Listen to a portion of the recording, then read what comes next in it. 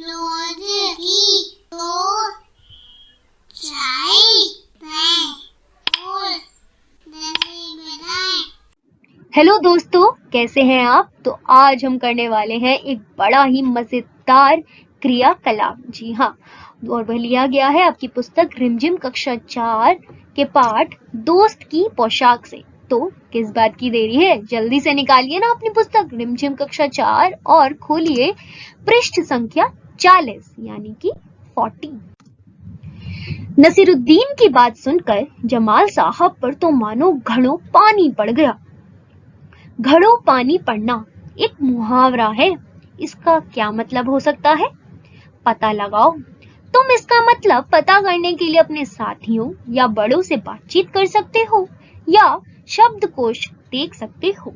तो हमें दिया गया है एक वाक्य जो कि दिया गया है पाठ दोस्त की पोशाक से, जो कि है नसीरुद्दीन की बात सुनकर जमाल साहब पर तो मानो घड़ों पानी पड़ गया। तो घड़ों पानी पड़ गया एक क्या है?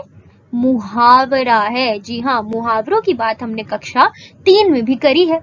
तो पहले ये समझते हैं कि मुहावरे क्या होते हैं, जल्दी से याद कर लेते हैं, तभी तो आगे बढ़ेंगे। कोई भी ऐसा वाक्यांश यानी वाक्य का अंश, वाक्य का हिस्सा, कोई भी ऐसा वाक्य का हिस्सा जो अपने साधारण अर्थ को छोड़कर किसी विशेष अर्थ को व्यक्त करे उसे मुहावरा कहते हैं। मतलब कि जो वाक्य का एक अंश है, जैसे घड़ों पानी पड़ना, यह इस वाक्य का अंश है। अब इन्होंने क्या बोला है कि अपना साधारण अर्थ को छोड़ दे। जो हमें पढ़ने में लग रहा है कि घड़ों पानी पड़ना, इसमें हमें ऐसा लग रहा है कि जैसे किसी के सर पे बहुत सारा पानी पड़ रहा होगा, लेकिन असली में इसका अर्थ ये नहीं है, क्योंकि नसीरुद्दीन की बात सुनकर जमाल साहब के सर पर पानी थोड़ी पड़ने लग गया था। तो यहाँ पर ये कोई एक विशेष अर्थ व्यक्त कर रहा है। तो ऐसे ही वाक्यांश को, वाक्य के अंश को हम मुहावरा कहते हैं, जो कि अपना अर्थ छोड़कर कोई एक विशेष अर्थ को व्यक्त करता है। तो चलिए बात करते हैं अभी घड़ों पानी पड़ने मुहावरे पर। घड़ों पानी पड़ने का अर्थ है शर्मिंदा होना। जी हाँ, शर्मिंदा होना। नसीरुद्दीन की बात सुनकर जमाल साहब शर्मिंदा हो गए, क्योंकि वे हर जगह जाकर ये बता रहे थे कि पोशाक जमाल साहब की नहीं है। तो घड़ों पानी पड़ने का अर्थ असली में क्या होता है? शर्मिंदा होना। ठीक है, समझ आया मुहावरा क्या होता है? कि हम पढ़े तो लगता है कि कोई और मतलब होगा, पर कोई विशेष अर्थ को वह व्यक्त कर रहा होता है। तो चलिए एक और वाक्य बनाते हैं घड़ों पानी पड़ने पर। जब राधा को सबके सामने चोरी करते हुए पकड़ा गया तो मानो उस पर घड़ों पानी पड़ गया। तो राधा शर्मिंदा हो गई जब सबने ही उसको चोरी करते हुए पकड़ लिया। तो यह था अर्थ घड़ों पानी पड़ने का। इस मुहावरे को सुनकर मन में एक चित्र सा बनता है। जी हाँ, घड़ों पानी पड़ने को जब हम पढ़ते हैं कि घड़ों पानी पड़ना, तो एक चित्र तो बनता है। क्या चित्र बनता है? मेरे मन में तो चित्र बनता है जैसे कि कोई बैठा हो एक गंभीर सी सोच में और बहुत सारे घड़े उसके सर के ऊपर एकदम से आ जाएं और बहुत सारा पानी उनमें से गिरने लगे उसके सर पर। जी हाँ, मेरे मन में तो यह चित्र बनता है जब मैं पढ़ती हूँ मुहावरा घड़ों पानी पड़ना। पर क्या सच में इसका मतलब ये है? जी नहीं, हमने अभी पढ़ा कि इसका अर्थ है शर्मिंदा होना। तुम भी किन्हीं दो मुहावरों के बारे में चित्र बनाओ।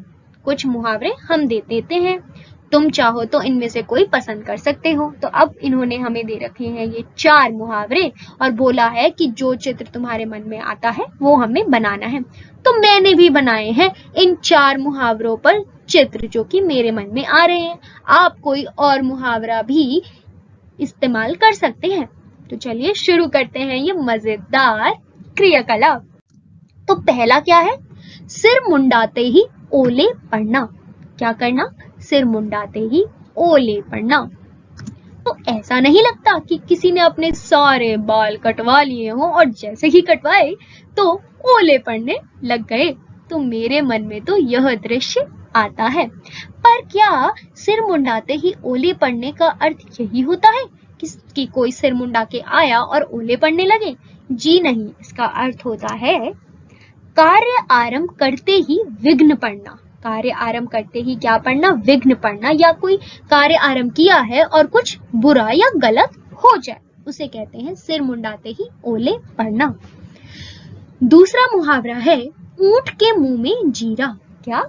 ऊंट के मुंह में जीरा। तो अब यह मुहावरा पढ़ के तो मेरे दिमाग में यह चित्र आता है कि बड़ा सा एक ऊंट है, उसकी बड़ी सी जीभ और उसमें रखा है छोटा सा एक जीरा का दाना। तो क्या यही मतलब है? क्या जब ऊंट अपने मुंह में जीरे भर लेता है तब कहते हैं ऊंट के मुंह में जीरा? जी नहीं, इस मुहावरे का अर्थ है जरूरत से कम वस्तु का मिलना, कि हमें जरूरत तो बहुत सारी चीजों की है, बहुत ज्यादा वस्तु की है, पर बहुत ही कम संख्या में हमें वह चीज मिली है। जी हाँ, इस ऊंट के मुंह में जीरा होने का अर्थ है जरूरत से कम वस्तु का मिलना। तीसरा मुहावरा है दिया तले अंधेरा। दिया तले अंधेरा। तो इसको सुनकर, इस मुहावरे को सुनकर मेरे मन में आता है पहले तो एक दिया जो कि काफी रोशन है, काफी उजाला दे रहा है, लेकिन फिर क्या आता है? दिए के तले अंधेरा, तो उसके नीचे अंधेरा। तो यह है दिया और उसके नीचे है अंधेरा। तो क्या इसका अर्थ यही है? जी नहीं, इसका अर्थ है अपनी या अपने ही आसपास की बुराई दिखाई ना देना, कि अपना तो सोचना कि बहुत अच्छा कर रहे हैं, बहुत आदर्शवादी हैं, बट अपने में या अपने ही आसपास के लोगों में बुराई दिखाई ना देना, उसे कहते हैं दिया तले अंधेरा। आखिरी मुहावरा है ईद का चांद। क्या है? ईद का चांद। तो इससे तो एक ही चीज दिमाग में आती है कि ईद वाले दिन पर जो चांद निकलता है उसके बारे में बात हो रही है, जबकि ऐसा बिल्कुल नहीं है। ईद के चांद का मतलब होता है बहुत दिनों बाद मिलना या दिखाई देना। कोई दोस्त या कोई व्यक्ति हमें बहुत ही दिनों बाद मिल रहा है या दिखाई दे रहा है तो हम उसे बोलते हैं कि वह तो ईद का चांद हो गया है। मजा आया ना सारे मुहावरों को पढ़ने में और उनके चित्र बनाने में? तो आप भी कोई 2 मुहावरे करिए चूज कर और बनाइए उस पर चित्र, ठीक है?